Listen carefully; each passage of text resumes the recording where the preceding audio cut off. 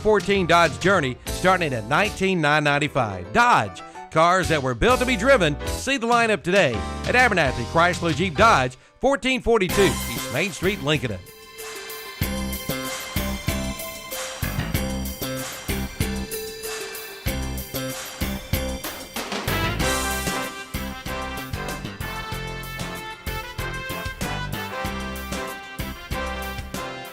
Good morning. It's time now for our Community Profile program for this Tuesday, September 16th, 2014, on WLON, WOHS, and WCSL, and KTCBroadcasting.com.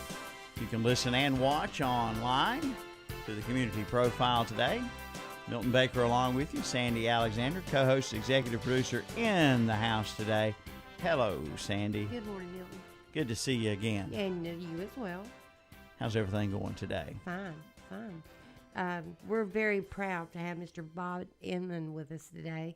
Matter of fact, we just lost count of time in there. We were just chatting away. Milton had to come get us. Yeah, I had to. So, come on, it's airtime. It's airtime. But we're here to talk about. Bob was on WBTV for years, and Milton was just telling him that was your news station. Oh yeah, we were a Channel 3 station, no doubt about it. I still am. Oh, well, I really am too, yeah. This is not a paid endorsement, but yeah, that's still the station that TV stays on most of the time. I just grew up that way. Bob, it's very nice to have you with us. Great to be here, and I appreciate the opportunity, Milton. Yeah, we're here to talk. We'll talk a little bit. Folks want to hear about your TV, your television career, your broadcasting career, but you've had a big career since you left broadcasting back in the 90s. So you started out, you told me just a moment ago, you started out in radio in the local newspaper in your hometown of Alabama. Where was that at in Alabama? A little town called Elba. It's about halfway between Montgomery and the Gulf of Mexico.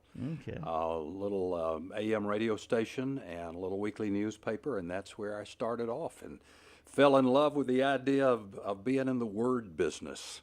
All my life. So that's what I do. You know, all those years in radio and television, and then now as a writer, full-time writer. Yeah. Since 1996. That's right. You left WBTV. You were writing some while you were still with the station. I was, and that's how I was able to leave. I had published a couple of novels, Home Fires Burning and Old Dogs and Children, and then my third novel, Dairy Queen Days, was ready to come out.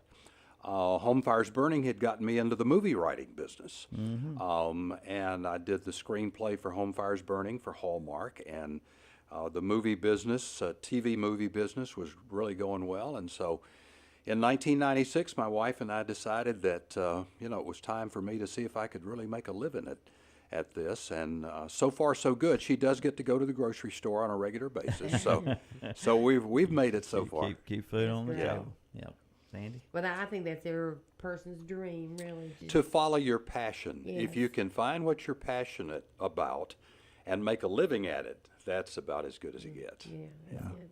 Well, talking about the Hallmark Channel now, everybody that I don't know about you, Milton, but every year I look forward to the movie of the week or the Hallmark movie that's coming on, because you know that whatever that movie is, it's going to be good. Yeah, absolutely. And so Bob's had two of them. Mm-hmm. So and I'm anxious to watch them again.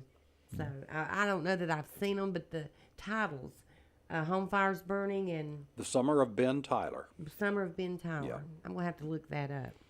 Yeah. They're fun to work with. Hallmark really respects writers. They respect good writing. And you know when a Hallmark movie comes on television that it's going to be well done, it's going to have a great cast, it's going to have a good script, and it's going to be worth watching, and that it's something the whole family can sit down and watch. Yeah, the Hallmark movies they have this special feeling about them. It's a They have a message in them. Yeah. Well, the Hallmark folks want to sell greeting cards. And so they want to make you feel good about buying a greeting card. That's right. So they do feel good movies for the most. It's not that they don't have conflict. They can be pretty edgy. But you know that it's going to be real quality entertainment, and Hallmark stands by that. Absolutely. Yeah. All right. Yeah, we were talking about different authors a minute ago. In the grocery store, you can go by and see the paperbacks, and some of the writers, they come out with a book every few months. And I asked Bob, from start to finish, how long does it take you to write a book? And you said By average of about 3 years, I'd say. Yeah, it's not a fast process for me. But I hope when I finish the book, and I just published my 5th novel last fall, The Governor's Lady, I hope they're going to be good quality stories with characters that will stay with you. I want you to think about these people long after you've put the book down. So to do that, I can't rush. I need to give them time to develop and lead me through the story and take on a life of their own. Yeah. I'm certainly not a writer, but I've heard the old expression, write what you know. Yeah. And where do you get your ideas and so Ideas forth? come from all over you use your family, you use your friends, you use things you've read in the paper. It's whatever strikes you. But for me, it has to start with a character that I'm really interested in. The character may have some resemblance to a real person, but for the most part, they're really made up folks. So if I start with them, put them in a particular time and place, surround them with some other interesting characters, and give them all a dilemma, then the story will happen. So that's sort of my formula. I hear you. Okay.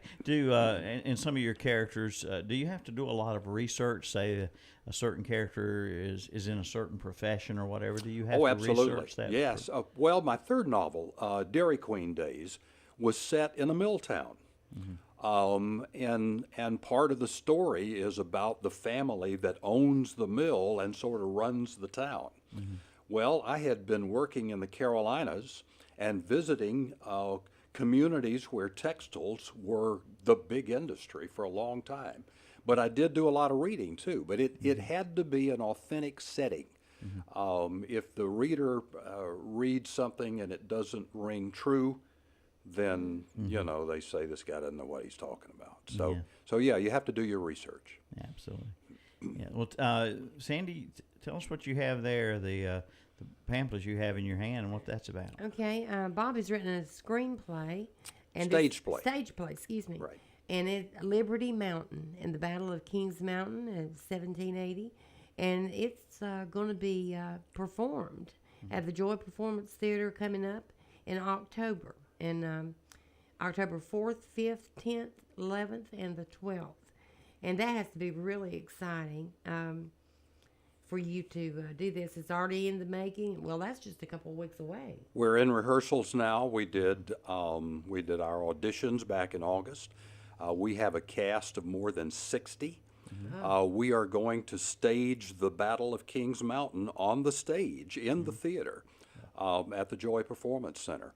And it's not only the story of the battle, but the story of people who settled this area, who came from Northern Ireland and Europe and settled the Carolinas in the 1700s, got caught up in the conflict of the Revolutionary War, and fought the Battle of Kings Mountain in October of 1780. It was the turning point of the American Revolution.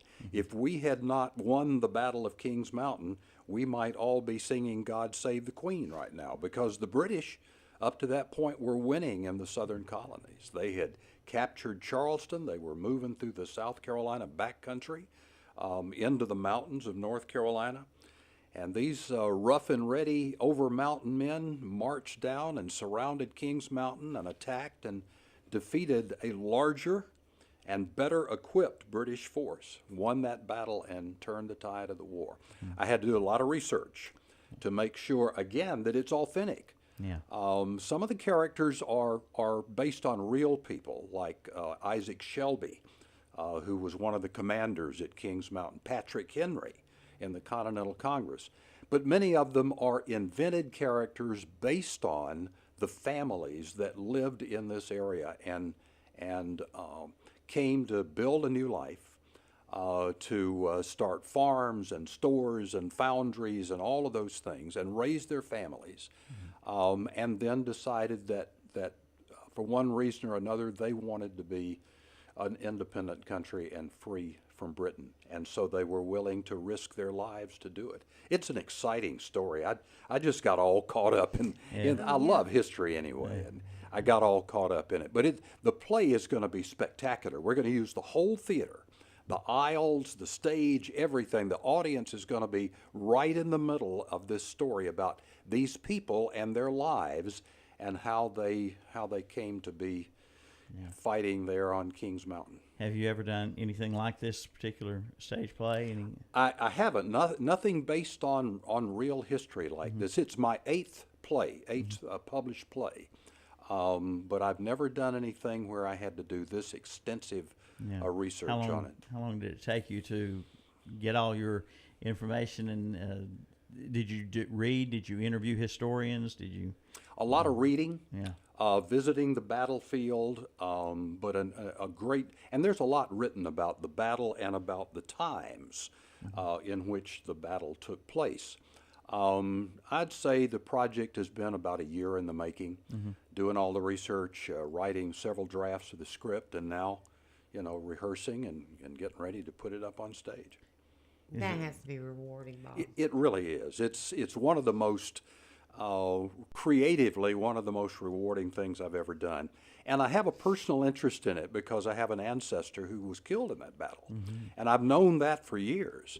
So when the folks at the Kings Mountain Little Theater approached me about writing a play based on this story, I jumped at the chance because, here's an opportunity to really get into my family history. Yeah, and it's called Liberty Mountain. Liberty Mountain. That's right. Yeah. You're wearing a Liberty Mountain shirt. Yes, that's right. We are indebted to Patrick Yarns in Kings Mountain. They are the major lead sponsor of the play, and they made up these shirts for us. Very nice. That's nice. Very nice. When you're writing something like this or anything else, does it sometimes just feel like it's writing itself, and you're just an instrument of the story, or is it sometimes you have to really it's really hard sometimes to pull the information out? Have you experienced both? I've never had writer's block. I was telling Sandy, we were chatting before we came on the air, that if I have good characters and they have a good story going, they really do take on a life of their own and lead me through. So my job is to go visit them every day in their little world and hear what they're saying, and I can peer into their heads and hearts and know what they're thinking and see what they're doing, and my job is to just write it down. There you go. So are you sometimes writers are their worst critic? Are you very I'm my own worst critic and best editor. I write several drafts of anything I'm doing, and I want to be sure it's as good as it can possibly be because I'm working for the reader, and in this case I'm working for the audience. Back when I did my very first play up in Blowing Rock several years ago, the producer I was working with said, always remember, it's all about the audience. If they get it, then you did it. If they don't get it, then you didn't do it. So I've always got the audience, whether it's a reader of something on paper or someone sitting in a seat in a theater. I've got them in mind. I want to be sure that they have an authentic experience, that they are entertained, that they're informed, maybe even that they're disturbed a little bit, that they come away thinking about things. And I want people who come to see Liberty Mountain to think about how important it is to who we are today, that these men and women lived and worked and fought in our behalf back in 1780, because we owe a lot to them. Absolutely. Yeah. Which is harder, what you're doing now or television? Gosh, I don't know. Apples and oranges. It really is. This is, as I told Sandy earlier, writing is what I want to do when I grow up. I don't ever intend to completely grow up, but if I did, I love it. I'm a natural storyteller. I come from a big, rowdy Southern family of storytellers. I grew up in that tradition, and I just love storytelling. I've always got a new story to tell. So it's hard work. It's lonely work. You go in and you shut the door and you work at at your computer and with your brain, and you stagger out later with this manuscript and say, hey, somebody look at what I did. But it's wonderful work too. I can't not do it. and I think I can do it as long as I draw breath. I told somebody the other day, I want to write so long that the undertaker has to pry my fingers away from the keyboard. Oh, well, yeah. Well, that's a long time. I hope so. Well, this stage play is Liberty Mountain. You can call the Joy Performance Center in downtown Kings Mountain, or you can go to www.kmlibertymountain.com today, or call 704-730-9408 to see about tickets. And that goes on. Production starts October 4th, 5th, 10th, 11th, and 12th. So you've got several days to get in there and see the play. But tickets are going pretty fast. This is going to be a play that I think is going to be a sellout. So if you're interested in tickets, you need to be calling or going to that website pretty soon. Now, if you don't get tickets to these initial performances, we're going to be presenting the play in Kings Mountain every summer in the future. We already have our starting date for 2015, June the 26th, and we'll be doing it for 6 weeks every summer in the future. This is going to be a big thing for this whole area. I believe it's going to draw people from literally all over the world who are interested in history and want to be entertained to come and see the play. They're going to shop in our stores and stay in our hotels and eat in our cafes, and I think really be a boost to the economy for this whole area of the Carolinas. Absolutely. One question.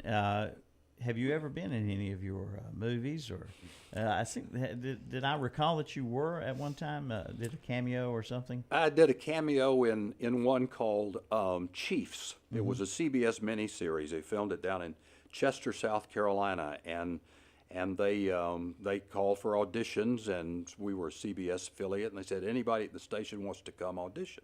So I did, and I was hoping they would let me play a gangster or something really interesting. No, they cast me as a newscaster. Unbelievable. So I was typecast.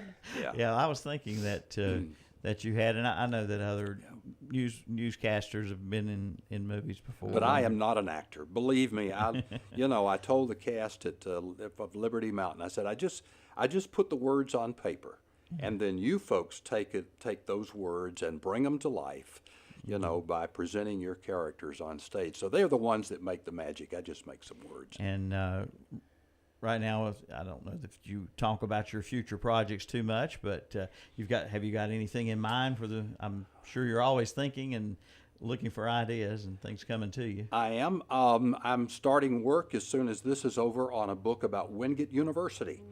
A marvelous man named Jerry McGee is retiring as the president of Wingate, and I'm going to do a book about all of the marvelous things that he's done over there in Union County with Wingate University. And just as soon as I finish that, I've got an idea for a new novel. It's been percolating for a long time, so I'll get to work on that. All right, Calvin's fantastic.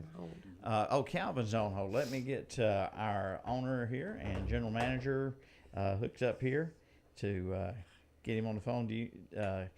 Calvin Hastings wants to talk to you, Bob. Now I've got him ready here. Let's get him on the telephone here. Calvin, can you hear me? Hey, got you loud and clear. All I'm right. sitting over here at the parking lot of the golf course at Kings Mountain picking up their new radio ad. Can you hear him, Bob? Just vaguely. Let's get Bob a headset here. Hold Okay. on one second. Okay. All right, Calvin, here I am. Yeah. How you doing? Hey, Bob Inman, how are you? I'm doing really well. Thanks for the opportunity to appear on your radio stations. Well, I want to personally welcome you to the station and say thank you to something you did probably about, if I tell my age, around 40 years ago as a 15, 16-year-old snotty-nosed kid that all of a sudden became an interest in radio and TV and broadcasting.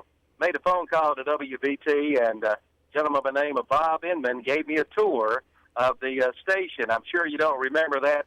My dad drove me over. I guess I was about 15 at the time, and that stayed with me my entire life, and I just wanted to personally say thank you from the bottom of my heart, like you mentioned, the passion to pursue and do in life what you love, and that's exactly what I'm doing.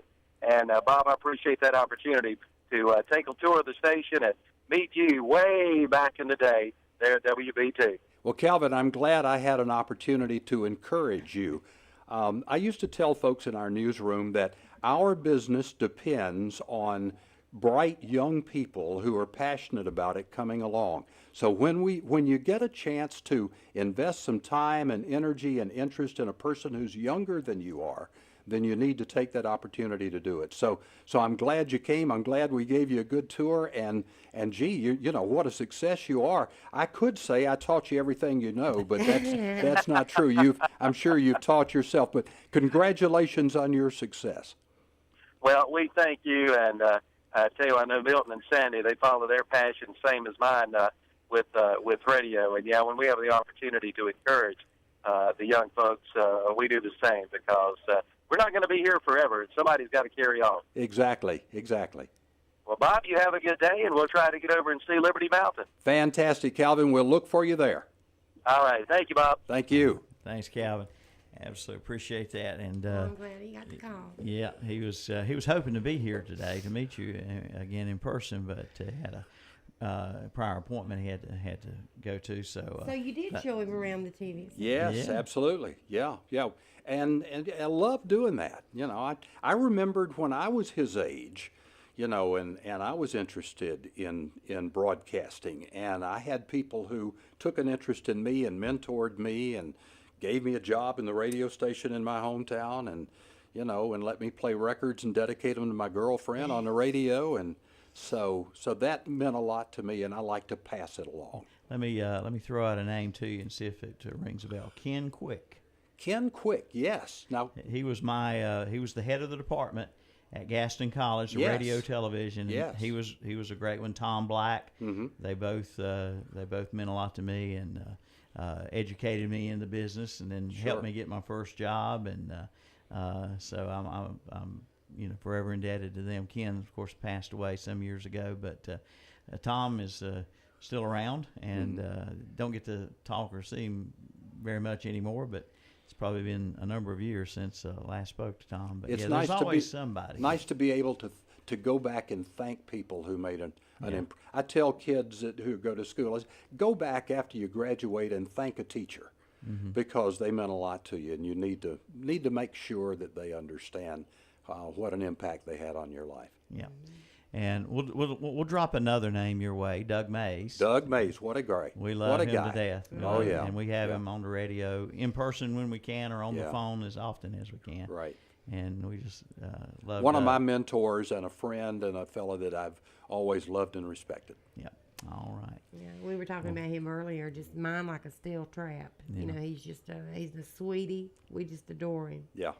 So, well, Bob, I look forward to coming and seeing this play. I hope you will. Yes. And if you're listening out there and you're interested in this, be sure and go to that website, kmlibertymountain.com. It's a brand new website. Or call that phone number that Sandy has and reserve your tickets. They're going fast, and we'd love to have you come to our play. Now, let me give you that number again. It's 704-730-9408. So call today and get your tickets. All right.